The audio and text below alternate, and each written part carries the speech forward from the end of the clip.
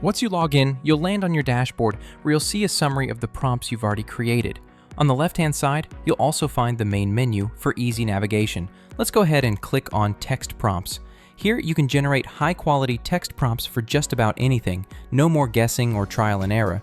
You'll have access to 100 ready-to-use use cases, all designed to save you time and help you create better prompts faster.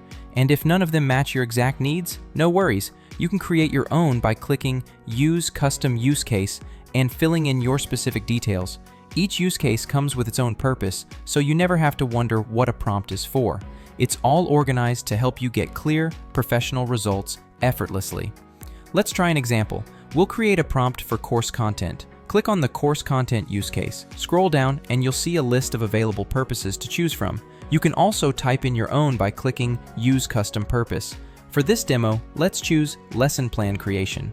Then, fill out a few simple options like tone, target audience, format style, word count, and keywords. In the keywords box, I'll type Google VEO3, so the prompt we generate will focus specifically on that topic. Once everything's set, click Generate Prompt. Within seconds, you'll get a fully written prompt ready to use. Hit Copy to Clipboard, and let's test it out in Gemini. Open Gemini AI, paste your prompt, and press Enter or click the little arrow icon. And just like that, Gemini will generate a full, detailed lesson plan about Google VEO3. The results?